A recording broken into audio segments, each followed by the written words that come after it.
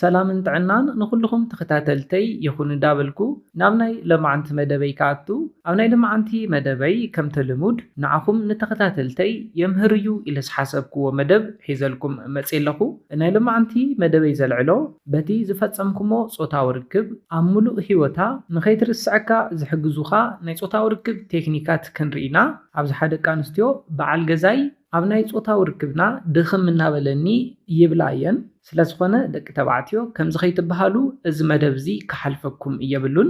ብፆታዊ ርክብ ብጣዕሚ ጅግና ምዃን ክሕሰብ እንተሎ ፅቡቕ ናይ ሰውነት ቁመና ወይ ድማ ገዚፍ መትሎ ክህልወኒ ኣለዎ ኢልኩም ክትሓስቡ ትኽእሉ ኢኹም።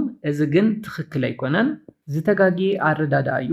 ኮይኑ ግና እዘን ቀፂለ ዝሕብረልኩም ቴክኒካት ካብ ኩሎም ደቂ ተባዕትዮ ንስኻ ዝተፈለኻ ከም ዝኾንካ ንኽትሓስብን ፆታዊ ርክብ ክትሓስብ እንተላ ድማ ንስኻ ጥራሕ ክትዝከራ ፆታዊ ርክብኩም ንኽትናፍቆ ዝገብርዋ ቴክኒካት እዮም። ስለዝኾነ እስካብ ናይ መደበይ ፍፃመ ሓቢርኩም ንፅንሑ።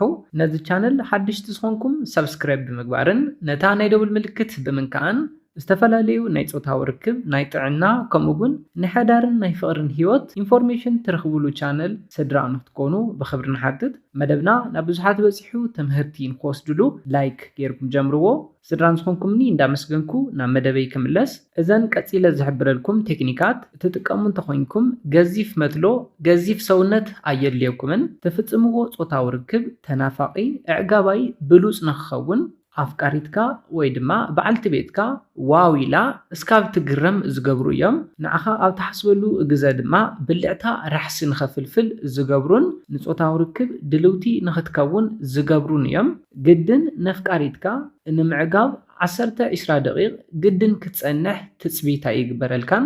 እዘን ቴክኒካት ተተጠቒምካ ኢቨን ኣብ 2-3 ደቂቕ እውን ክትዕግባ ትኽእል ኢኻ። እቲ ቀዳማይ ንሪኦ ነፍቃሪትካ ብፆታዊ ርክብኩም ንምዕጋብ ዝሕግዘካ ንኩሉ ክፋል ሰውነታ ካብ ጨጉራ እስካብ ፅፍሪ እግራ ዘሎ ሰውነታ ብዝኸኣልካዩ ዓቕሚ እንተይሃፀፅካ ናይ ፆታዊ ርክብ ስምዒታ ከላዕል ብዝኽእል መንገዲ ርግእ ኢልካ ክትነኻኽኦን ክትሓሳስዮን ኣለካ። እዚ ብጣዕሚ ኣገዳሲ ጉዳይ እዩ። ቅድሚ ናብ ፔኔትሬቲቭ ሴክስ ምእታውኩም ነዚ ኣብ ትገብርሉ ግዜ ካብ ሕዚ ንመትልኡ ናብ ብልዕተይ እንተዘእትወለይ ናብ ዝብል ሓሳብ ንኽትኣቱ ክትገብራ ኢኻ። ነዚ ኣብ ተሓስበሉ ግዜ ንሳ ናብ ስምዒት ኣትያ ንመትሎኻ ናብ ብልዕታ ኣብ ተእትወሉ ግዜ ብዝበለፀ ክትዕግባ ትኽእል ኢኻ። ስለዝኾነ ንኩሉ ክፋል ሰውነታ ኣብ ትነኻኽኣ ኣብ ተሓሳስያ ግዜ ብዙሓት ኢሮጂኒየስ ወይ ድማ ናይ ፆታዊ ርክብ ስምዒታ ዘላዕሉ ክፋል ሰውነት ኣለዋ።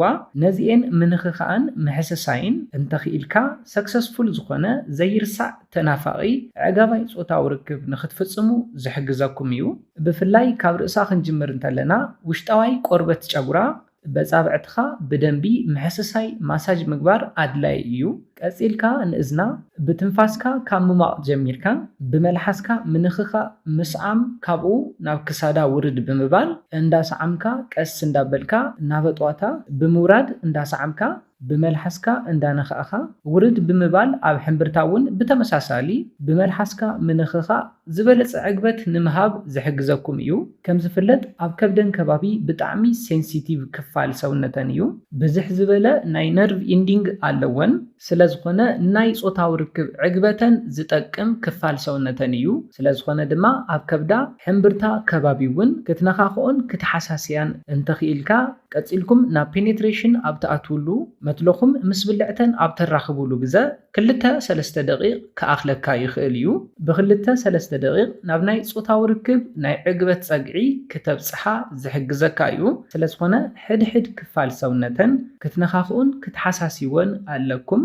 ኣብ መበል ካልኣይ ንሪኦ ናብ ናይ ፆታዊ ርክብ ዕግበት ኣብ ዝሓፀረ ግዜ ንኽተብፅሕወን ዝሕግዘኩም ድማ ናይ ፆታዊ ርክብ ካብ ኣእምሮ ዝጅምር እዩ። ስለዝኾነ ናብ ብልዕታ ቅድሚ ምኻድካ ንኣእምሮኣ ንፆታዊ ርክብ ድልው ንክኸውን ክትገብር ኣለካ። ከመይ ገይረ ክትብሉ ትኽእል ኢኹም። ፎርፕሌይ ዝበሃል ሜላ ኣሎ ቅድሚ ናብ ፆታዊ ርክብ ምእታውኩም ክትፍፅምዎ ዘለኩም። ስለዚ ንፎርፕሌይ ብቃላት ጥራሕ ክትፍፅምዎ ትኽእል ኢኹም። ንኣብነት ናይ ፆታዊ ርክብ ዕላላት ብምዕላል ንፆታዊ ርክብ ንኽዳለዋ ክትገብሩ ትኽእል ኢኹም። ካብዚ ብተወሳኺ ድማ ቅድሚ ሕዚ ዝፈፀምኩሞ ብሉፅ ዕጋባይ ፆታዊ ርክብ እንተነይሩ ብዛዕባ ዝፈጸምኩምዎ ጾታዊ ርክብ እንዳዓለልኩም እንዳዘከርኩማ ዝፈጸምኩምሉ ቦታ ዝፈጸምኩምሉ መንገዲ እንዳዘከርኩም ነዚ ነገር ኢማጂን እንዳገበረት ኣብ ኣእምሮኣ እንዳሰኣለት ኣእምሮኣ ንጾታዊ ርክብ ድልው ንክኸውን ክትገብር ትኽእል ኢኻ። እዚ ድማ ንጾታዊ ርክብኩም ጥራሕ ዘይኮነስ ኣእምሮኣ ምሳኻ ዘለዎ ሓድነት ምቅርራብ ወይ ድማ ኢንቲሜሲ ለቨል ንኽውስኽ ዝሕግዘኩም እዩ። ስለዝኾነ ነዚ እውን ብደንቢ ጌርኩም ክትጥቀምሉ ዘለኩም ቴክኒክ እዩ። ኣብ መበል ሳልሳይን ናይ መወዳእታ ንሪኦ ቴክኒክ ብሉፅ ኣጋባይ ተናፋቒ ጾታዊ ርክብ ንኽትፍጽሙ ዝሕግዘኩም ድማ ናይ ኣፍቃሪትካ ወይ ድማ በዓልቲ ቤትካ ሙድ ቀዲምካ ክትፈልጦ ኣለካ። ነዚ ክትገብሩ ትኽእሉ ከመይ እዩ? ንሳ ትደልዮ እንታይ ከም ዝኾነ ተረዲእኻ ነዚ ነገር ቀዲምካ ክተማልኦ ምሙካር እዩ። ኣበይ ቦታ ጾታዊ ርክብ ክንፍጽም እንተለና እያ ትደሊ ወይ ድማ ደስ ዝብላ ከመይ ዓይነት ናይ ጾታዊ ርክብ ናይ ፖዚሽን ዓይነት እያ ትፈቱ ዝብሉ ነገራት ቀዲምካ እንተፈሊጥካ ብደንቢ ጌርካ ክትዕግባ ትኽእል ኢኻ። ኦልሬዲ ንሳ ኤክስፔክት ትገብሮ ሌቨል ኣሎ። ንስኻ እውን ቀዲምካ ናብዚ ሌቨል ክትበጽሕ እንተኽኢልካ ብሉፅ ተናፋቒ ኣዕጋባይ ጾታዊ ርክብ ንኽትፍጽሙ ዝሕግዘኩም እዩ። ትፈትዎ ነገር ምፍላጥ ንሙዳ ምፍላጥ ዝበለጸ ጥቕሚ ዝህበኩም እዩ። ንኣብነት ቅድሚ ጾታዊ ርክብ ምፍጻምኩም ወይኒ ምስታይ ደስ ዝብላ እንተኾይኑ ወይኒ ክተስትይ ኣለካ። ከመይ ክትሰዓም ኣበይ ክትሰዓም ከም ትደሊ እውን ቀዲምካ ትፈልጥ እንተኾይንካ ነዚ ምፍላጥካ እውን ናብ ናይ ጾታዊ ርክብ ዕግበት ንኽተብጽሓ ዝሕግዘካ እዩ። ምሳኻ ዝፈጸመቶ ጾታዊ ርክብ እውን እስካብ ናይ ሂወታ ፍጻመ ትዝክሮ ጾታዊ ርክብ ይኾነላ እዩ። ነዚ መደብ ክነጠቓልሎ እንተለና እቲ ቀዳማይ ክትስዕሞን ክትነኻኽኦን ዘይትኽእሎ ክፋል ሰውነታ ክህሉ የብሉን። ካብ ጫፍ ፀጉራ እስካብ ጫፍ ጽፍራ ብምሉእ ሰውነትና ክትነኻኽኦን ክትሓሳስዮን ኣለካ።